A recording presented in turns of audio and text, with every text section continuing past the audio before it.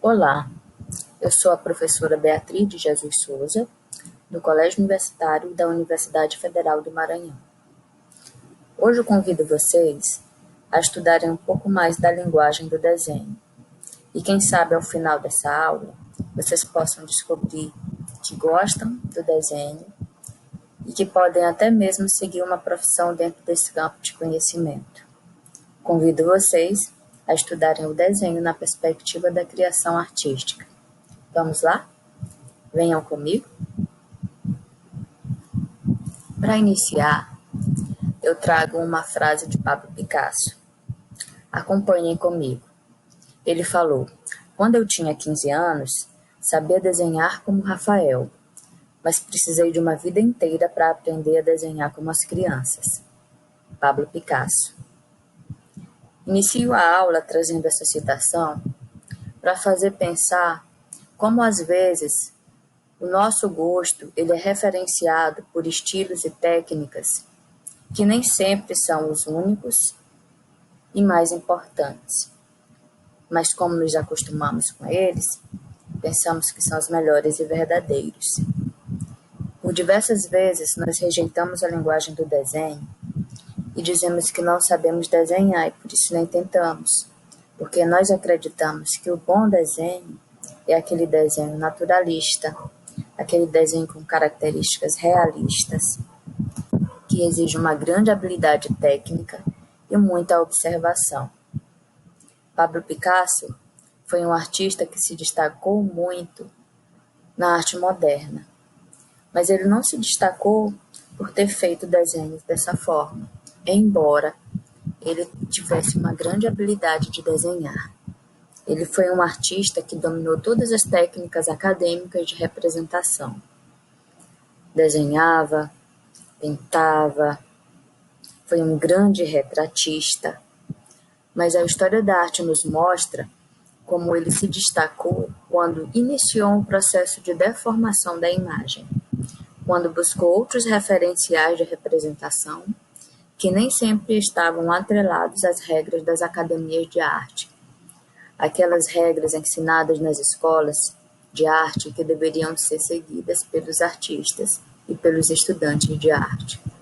A perspectiva, o uso da luz e da sombra, né? As regras de proporção perfeita. Pablo Picasso começa a romper com elas e, com isso, ele traz uma linguagem de imagens deformadas que às vezes lembram representações de criança. Porque vocês sabem que as crianças, dentro da sua espontaneidade, criam formas de acordo com a sua imaginação e a sua vontade. A ordem é dada pela criatividade, e não pela ideia da cópia do real ou da busca de um padrão de representação. Então, quando Picasso fala sobre como ele demorou a desenhar como as crianças, ele vem valorizar essa liberdade, espontaneidade e criatividade que a criança tem. Esse é Pablo Picasso, e esse é um desenho que eu trago para vocês observarem como o traço dele deforma as figuras e nos traz uma estética da beleza, do colorido, da espontaneidade e da deformação que lembram uma arte de criança. Pablo Picasso é considerado um dos maiores artistas do século XX e um dos maiores representantes do cubismo. Essa vertente da arte moderna que deformava as imagens a partir da sua simplificação por meio de formas geométricas. Eu gostaria que vocês pensassem nisso, nessa espontaneidade do desenho, nessa naturalidade, e não necessariamente da busca de uma representação que seja realista, que seja naturalista e apoiada nos princípios de representação das academias de arte. Vamos tentar? Vamos buscar desenvolver uma linguagem nova, uma linguagem nossa, uma linguagem em que vocês possam expressar o que pensam e o que sentem, independentemente da cobrança do outro, que quer uma imagem igual ao real. Eu convido vocês a analisarem essa imagem. Observem Ela se chama Guernica e foi pintada por Picasso, né? Uma das grandes obras desse artista.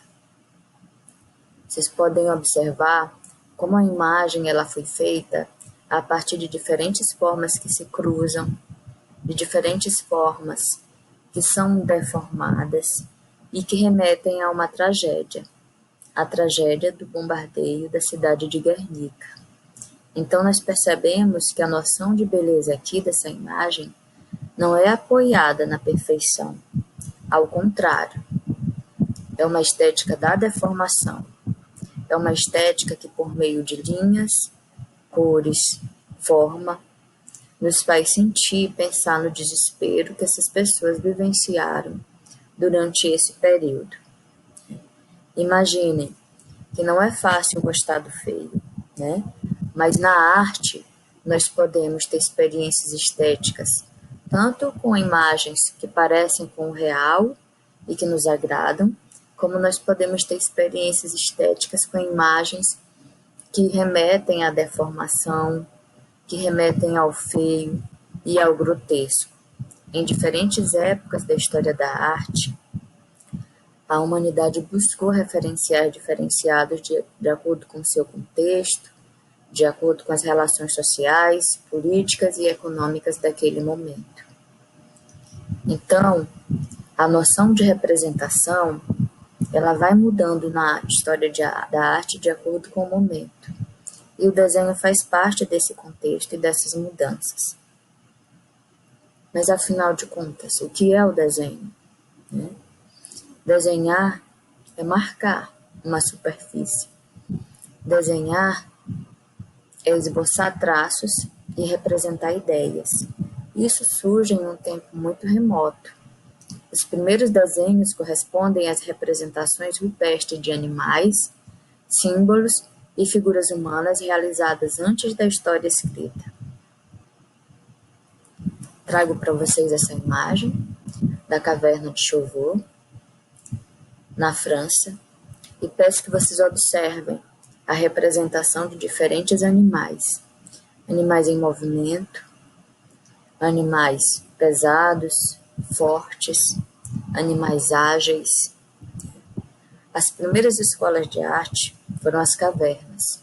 Os primeiros cadernos foram as paredes, as rochas. É possível fazer marcas com diferentes materiais em diferentes superfícies. Então, muito antes da invenção da caneta, nós tivemos marcas sendo feitas em rochas, a partir de diferentes materiais que conseguiam dar cor, que conseguiam gravar, que conseguiam entalhar. E é assim que nós vamos ter as primeiras representações a partir da chamada arte rupestre. Arte rupestre por quê? Porque era feita nas rochas. Rupes vem do latim, que significa rocha. Então, a arte rupestre é a arte feita na rocha. Gravura, pintura, escultura, desenho foram as primeiras técnicas de representação das artes visuais. Até hoje elas existem, mas elas foram se aprimorando e novas técnicas foram sendo desenvolvidas, de tal forma que hoje nós podemos usar outros materiais sobre outras superfícies e criar diferentes tipos de imagens. Se desenhar é marcar, é designar, então é possível desenhar de diferentes formas. Quando criança, nós desenhamos no ar, com o dedo, nós desenhamos na areia, nós desenhamos quando derrubamos uma comida sobre a mesa ou no chão. Essa imagem é bastante significativa. Ela mostra a tradição de um povo africano que costuma desenhar com os dedos sobre a areia. São os desenhos do povo Chokwe. Esses desenhos se chamam Sona, que é o plural de Luzona, uma tradição de muitos povos africanos, como o do povo Chokwe na Angola. São desenhos feitos na areia apenas por homens, como forma de contar uma história ou mostrar a realidade. Esses desenhos partem do rito de passagem dos rapazes para a vida adulta. A partir de cálculos matemáticos, primeiro são marcados pontos no chão e depois são traçadas linhas.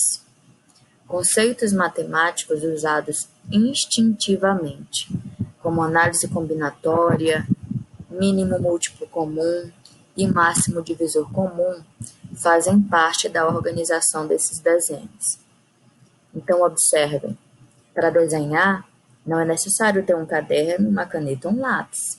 Você precisa de imaginação e de materiais que consigam criar marcas sobre superfícies, designar ideias, representar aquilo que você sente, pensa, o que você quer falar.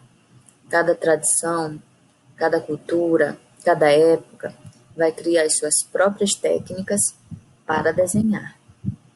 Agora eu trago para vocês o desenho em uma outra fase da nossa história, em uma outra cultura, né? Ele como parte do processo da pintura. É um momento histórico fundamental para o nosso entendimento. Um momento de grandes descobertas, de muitas transformações. Esse momento na arte foi fundamental e ele é conhecido como Renascimento.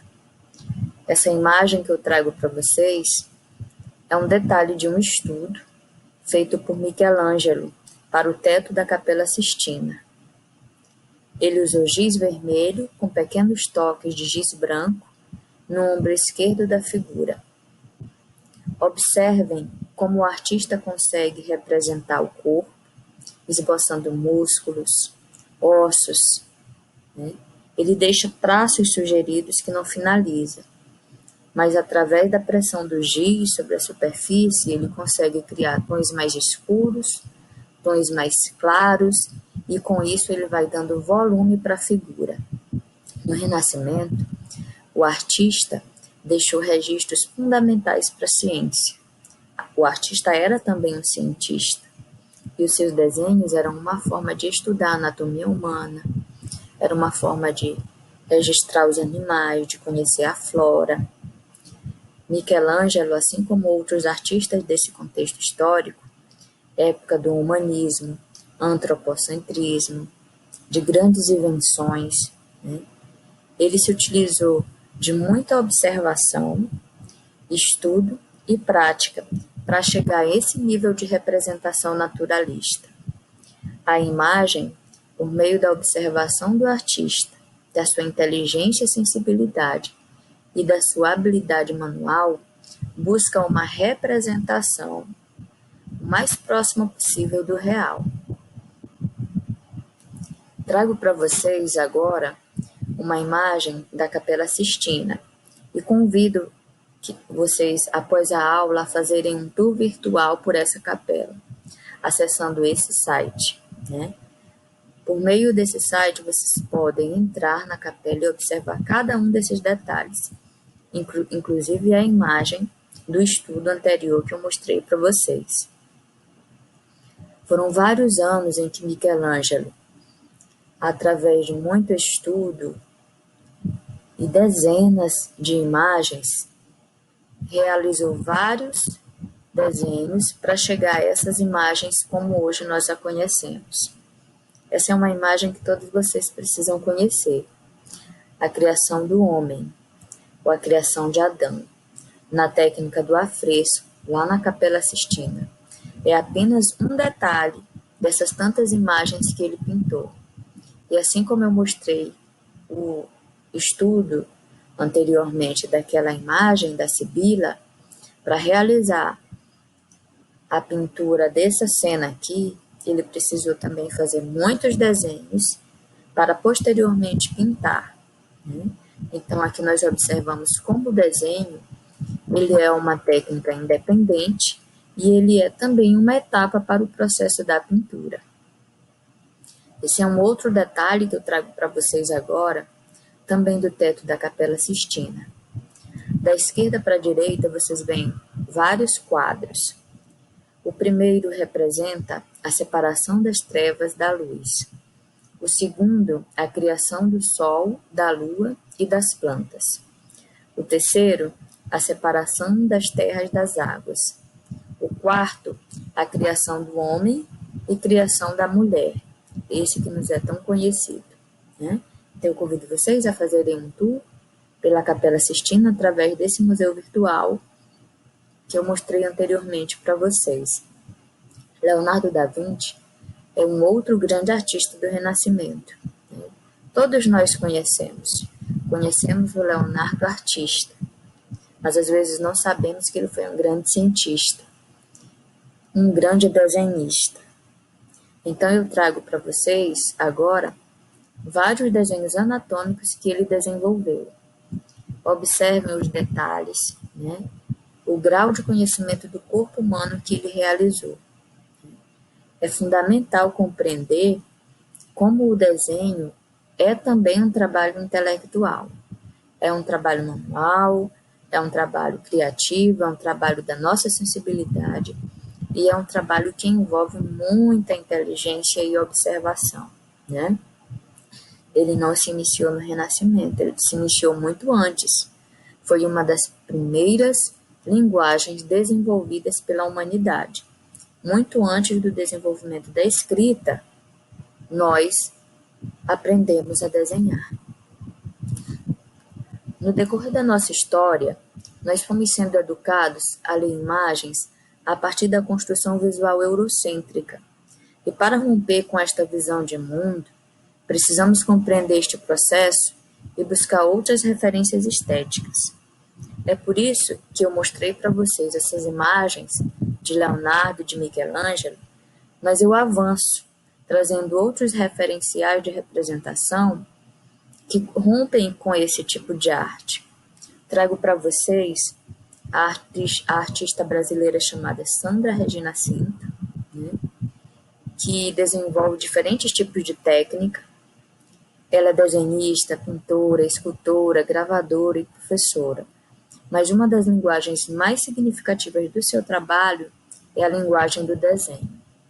Então, eu mostro para vocês esse painel imenso, tem mais de 8 metros de comprimento, em que ela desenvolve a linguagem do desenho numa pintura mural. Observem que ela usa tinta acrílica e caneta permanente. Então, a linguagem do desenho é fundamental para que ela expresse, né, as suas ideias e os sentimentos de uma forma que não é naturalista. Observem a sugestão aqui de mar, de movimento, de onda, de uma forma única, que não copia o mar, a onda, o movimento, o céu, da forma como nós estamos habituados a ver, né? É a linguagem que a artista desenvolveu a partir de outros referenciais que não são necessariamente uma cópia da realidade. Trago para vocês também uma outra artista brasileira, bastante reconhecida mundialmente, chamada Rosana Urbs. Ela é animadora, ilustradora, storyboard artist, e durante os 8 anos nos estúdios Disney, trabalhou nos filmes Mulan, Tarzan, A Nova Onda do Imperador, Lilo e Stitch, entre outros. Observem algumas das imagens dos desenhos que ela criou, né? Eu trouxe uma citação dela que me parece importante para vocês nesse momento. Olha o que ela diz. Meus cadernos de escola eram enfeitados com flores de canetinha, coisa de criança hippie. Eu estava sempre desenhando e o desenho foi se tornando minha vida. Durante alguns anos, trabalhei fora do Brasil fazendo filmes de longa-metragem de animação e ilustrando histórias para livros infantis. Hoje tenho uma produtora em São Paulo para projetos de curta-metragem de animação, além dos meus trabalhos com livros, pouco mais complicados do que as flores que eu fazia com canetinha, mas eu adoro. Sou também instrutora em oficina de ilustração, animação 2D e modelo vivo, tanto em meu estúdio como em outros espaços pelo Brasil. Então vejam que a artista iniciou seu processo de formação ainda quando criança, dentro da linguagem da espontaneidade infantil, rabiscando os seus cadernos. Que tal vocês testarem também? Permitam que a sua criatividade ela seja estimulada. Peguem um lápis, a caneta, ou outro instrumento que vocês tenham em casa, sobre tecido, papel, sobre a própria pele, e criem representações, imagens abstratas, figurativas, imagens que não remetam a nada que vocês já viram, mas que são resultado do uso da mão e da sensibilidade de vocês. É mais ou menos assim que este artista chamado Jun Nakao cria seus trabalhos. Ele é um profissional incrível que faz diferentes tipos de desenho. Nesse caso, a imagem que eu trago para vocês mostra Marisa Monte vestindo um figurino que ele desenhou para as Olimpíadas de Londres em 2012. Olha, gente, como ele rompe com todo esse referencial que nós estamos acostumados. O vestido é o próprio mar, é a onda, é o movimento, né? Marisa Monte se transforma em uma performer que usa a obra do artista. Ele que é estilista, que é desenhista, que é diretor, que desenvolve tantos trabalhos. Então vejam como o desenho, às vezes ele faz parte de contexto que nós não imaginamos. Assim é o trabalho da artista chamada Lucimar Belo. Ela desenvolve diferentes tipos de experimentação artística, mas tem uma série super interessante chamada Desenhos de Comer. O que são os desenhos de comer? São modos de acionar as estesias, o gosto, as emoções, as memórias de uma vida acesa. São atos de comer com a ponta dos dedos. São sempre coisas pequenas, de formas e gostos diferentes. A própria Lucimar Belo que diz isso, ela faz parte dessa imagem aqui na fotografia e ela aponta para esses desenhos de comer. Então vejam, o desenho é uma forma de marcar, de designar, de representar. Então nós podemos desenhar com muitos tipos de material e podemos desenhar e depois saborear. Essa é a proposta da Lucimar, com os seus desenhos de comer. Ela propõe uma experiência em que seja possível você se afastar da correria do dia a dia, retornar a diferentes tipos de sabores, no trabalho coletivo, com várias pessoas, tentando recuperar momentos que o cotidiano da vida contemporânea não permite. Desenho de comer são uma experiência de encontro consigo e com o outro, né? Uma experiência com as cores, com as formas, com as linhas e com os sabores. E quem sabe comendo, encontrando, conversando, contando história, você se entende, você se conhece e você conhece o outro melhor. É um trabalho bastante complexo. Trago para vocês também uma dupla de artistas brasileiras chamada Lanó. Ela é formada por Juliana e Carolina, né? São duas artistas bem jovens que fazem intervenções em casas, muros, em diferentes lugares da cidade, né? Elas também iniciaram assim, brincando, e foram desenvolvendo a sua técnica. Estudaram arte, fizeram graduação em arte e hoje são profissionais, que têm site, Instagram e divulgam o seu trabalho, né? Então eu convido vocês a visitarem o Instagram dessa dupla, né? E conhecerem muito mais dessas intervenções que elas vêm fazendo. Agora, durante a quarentena, elas disponibilizaram alguns trabalhos para download gratuito, de tal forma a proporcionar a experiência de pintura dos seus desenhos para qualquer pessoa que queira, né? Esses dois desenhos aqui eu baixei para mostrar para vocês um pouco do trabalho que elas desenvolvem, né? Então, nessa época de quarentena, elas decidiram disponibilizar para todos 2 desenhos para que as pessoas possam pintar da forma que quiserem. É só baixar a imagem e deixar a imaginação fluir. Se postar nas redes sociais, não esqueça de nos marcar, ok? É o recadinho que elas deixam. E agora eu trago uma imagem de uma das intervenções feitas por elas, né, em um muro de uma residência terapêutica em Grajaú. Olha que lindo, gente. Observem como a linguagem das linhas é fundamental, né? O desenho delas é muito marcante. E a partir do desenho, elas exploram as cores pintando. Aqui em São Luís, nós temos também um artista que vem se destacando cada vez mais, chamado Romildo Rocha, né? A partir da estética da xilogravura, ele vem tornando a nossa cidade mais bela. Eu gostaria que vocês vissem um pouco do trabalho dele nesse pequeno vídeo em que ele se apresenta e apresenta o seu trabalho.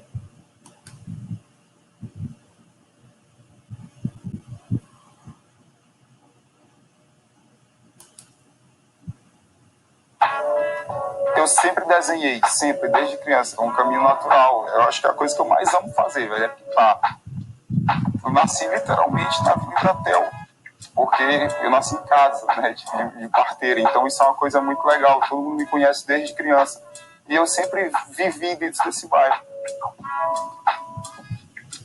O meu talento e o meu tempo é algo que eu reflito bastante. Cara, onde é que eu vou usar esse tipo de coisa? E aí eu tento utilizar em locais que isso realmente vai surtir efeito. E um desses locais que eu já imaginei viajar para fora, eu já imaginei pintar em tantos lugares, eu falei, pô, aqui dentro do bairro é um lugar que tem essa necessidade muito grande.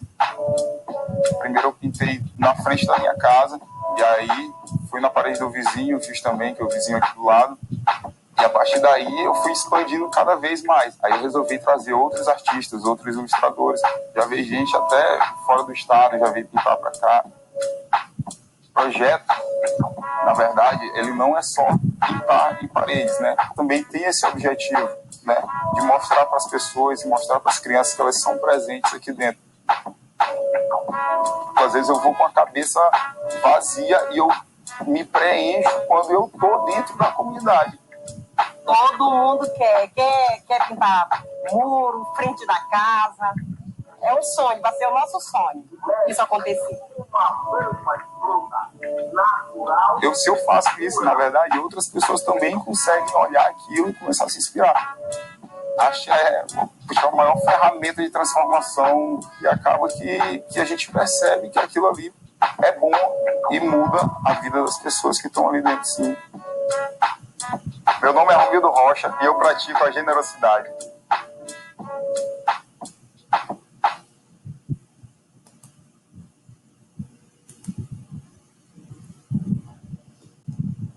Legal, né? Vocês não querem desenhar também? E depois pintar? Pode ser na parede do quarto de vocês, na capa do caderno, na mochila, no tênis, na camisa. Como vocês estudam, estão iniciando uma carreira, daqui a pouquinho vão ter que fazer uma escolha, né? Então eu trouxe algumas sugestões para vocês de profissões ligadas ao desenho. Trouxe 27 profissões. E aí eu vou ler para vocês aqui rapidinho. Arquiteto, artista plástico, caricaturista, cartunista, designer gráfico, design de interiores, desenhista cadista, costureira, design têxtil, desenhista artístico, design automotivo, design de joias,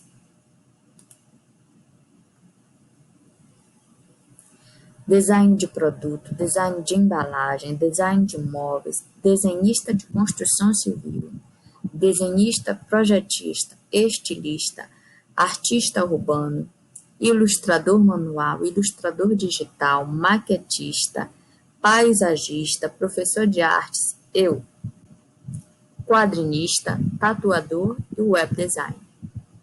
Será que vocês não gostariam de trabalhar em nenhuma dessas profissões?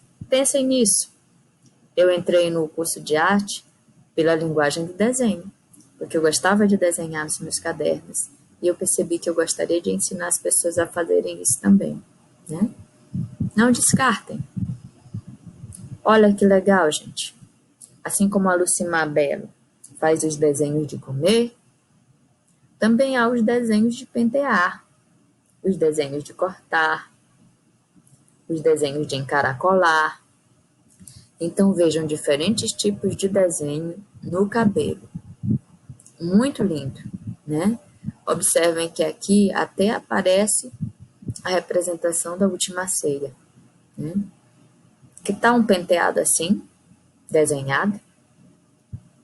Gente, segundo Paul Klee, desenhar é levar uma linha para passear. Então vamos juntos nesse passeio?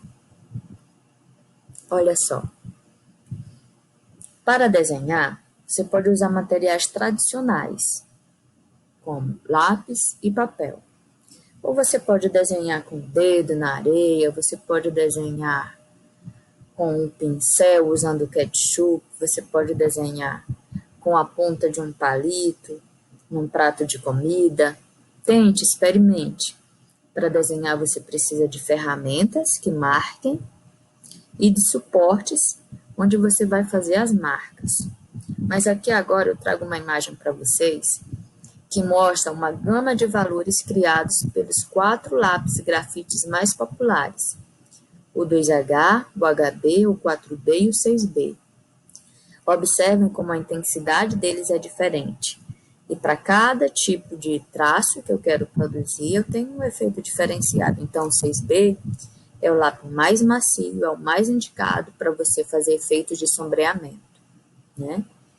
O lápis mais duro, o HB, já tem uma intensidade menor, né? Observem como o 2H, ele já é bem mais claro do que o 6B. Além do tipo de ponta e do tipo de grafite, você também consegue dar esse efeito de claro e escuro fundamental na representação de diferentes tipos de linha através da pressão da sua mão sobre a superfície. Então, se você pressiona mais o lápis, você consegue um efeito mais escuro. Se você relaxa mais a pressão, consegue um tom mais claro, tá? Aqui eu trago 2 ilustrações para vocês que mostram como desenhar é um ato que envolve o corpo. E não envolve só a mão, envolve o corpo como um todo. De acordo com o tipo de traço, de ferramenta e de tamanho do desenho, você pode fazer um gesto muito contido ou um gesto muito amplo. Para fazer desenhos pequenos, que têm uma precisão maior, você deve segurar o lápis assim, como segura a caneta, na ponta, pressionando, e aí você consegue fazer uma arte final, detalhes menores, mas aí o seu pulso, ele também fica mais preso e você não consegue fazer imagens muito grandes. Então, nós vamos para a segunda imagem. Nessa segunda, segurando o lápis como se fosse um pedaço de giz, você já libera mais o movimento da mão. O pulso já não fica tão preso e você consegue uma espontaneidade maior e uma dimensão maior para a realização do seu desenho. Nessa imagem agora, segurando o lápis mais solto, como quando a gente balança uma caneta, você consegue máxima flexibilidade no posicionamento de sua mão para desenhar. Consegue também um traço mais livre e mais fino. Se a intenção é fazer um desenho em grandes dimensões, essa é a melhor forma, porque você libera o pulso, libera o braço e consegue trabalhar com todo o movimento do corpo. Observem aqui esses 2 esquemas, representando um desenho solto versus um desenho definido de uma ponte. Então, no primeiro desenho, nós temos a definição exata das linhas, marcando os contornos das formas, e nós percebemos com maior nitidez. A imagem fica mais evidente, os contornos saltam aos nossos olhos, então a imagem é mais próxima do real. Já na imagem B, nós temos o desenho com um traço mais solto, onde a linha não é tão definida, nós temos mais a mancha de cor, né? Então a precisão da imagem é menor. Para cada estilo, uma técnica. Para cada gosto, uma forma de representar também. Escolham a sua forma, né? Nós temos uma estudiosa chamada Faiga Strower, que ela diz que o gosto da maior parte da população brasileira é figurativo e naturalista. Significa que nós fomos acostumados a gostar de imagens que nós reconhecemos a figura e que são parecidas com o real. Mas será que a gente só pode gostar desse tipo de imagem? Eu trouxe esses exercícios de criação para vocês testarem, a partir de pontos, linhas e rabiscos. Aqui eu quero que vocês liberem toda a intenção criativa de vocês. Não se apeguem à imagem figurativa, naturalista. Tentem, experimentem, criem novas formas, novos traços, novas expressões. Deixem a mente de vocês bem livre e a mão também, né?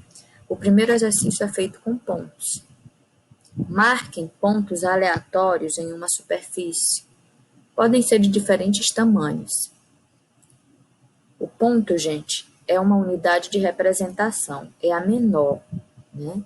Uma imagem, ela surge de um conjunto de interação de elementos, que são chamados elementos da linguagem visual. Nós podemos reduzi-los a 5, né? Ponto, linha, forma, cor, textura.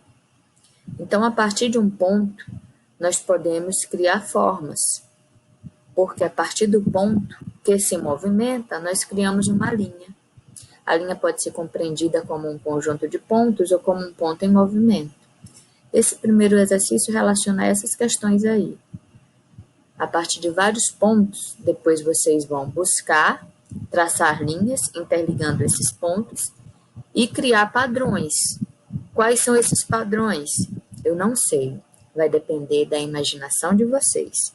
Eles não precisam ser figurativos, tá? Nem naturalistas. O segundo exercício é feito a partir de uma série de linhas aleatórias. Tracem linhas curvas, quebradas, mistas e que elas se cruzem.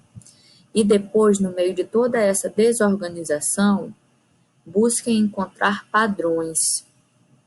Tracem linhas a partir desse conjunto de linhas que vocês criaram, tentando encontrar uma ordem. Isso faz parte da lógica do nosso olho. Nós buscamos ordem na desordem. Será que foi a luta pela sobrevivência? Será que foi a necessidade de observar muito bem a realidade que nos fez desenvolver essa capacidade? Pois tentem. O terceiro exercício, gente, o quarto, já são imagens que vocês farão através de uma linha contínua em espiral. Vocês começam a espiral e dão continuidade, criando diferentes formas que a imaginação de vocês mandar. Não interrompam a linha, tracem uma linha contínua. Vocês podem aumentar a abertura ou diminuir, mas ela deve continuar a mesma linha. Observem que interessante. As duas últimas imagens são exercícios de criação a partir de rabiscos. Comecem a rabiscar no caderno de vocês e não parem. E nesse rabisco, tentem criar formas. Podem ser formas abstratas ou formas figurativas, né? Com esses exercícios, vocês irão desenvolver a habilidade manual e a criatividade de vocês vai poder se liberar de certos padrões e de certas convenções. Observem, eu testei esses exercícios aqui no computador e trouxe para vocês algumas dessas imagens que eu consegui criar, com o exercício de linhas aleatórias, com o exercício de rabiscos, com o exercício das espirais, com o exercício dos pontos. Que tal? Vocês gostaram? Agora, eu peço que vocês também testem outros tipos de exercício, como representação de imagens bem simples, estilizadas, como das expressões humanas. Notem como essa figura do rosto, ela parte de um S e de um C.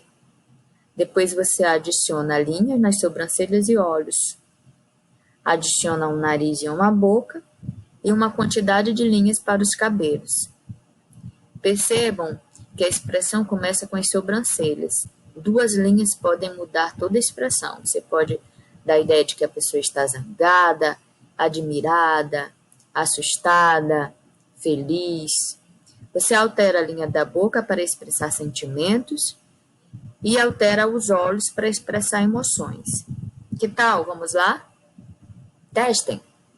Vocês podem também depois partir para um desenho um pouco mais complexo. Um coelho. Vocês podem usar uma caneta preta para as linhas e desenhar 2 linhas como um grande C. Depois, vocês adicionam ouvidos, olhos e sobrancelhas. Depois adicionam 2 linhas para o corpo, curvas. Desenha um pequeno rabo, adiciona uma grama e, finalmente, um marca-texto para colorir o desenho de vocês. Conseguiram chegar até aqui? O próximo exercício é bem avançado, já é uma representação de uma rosa.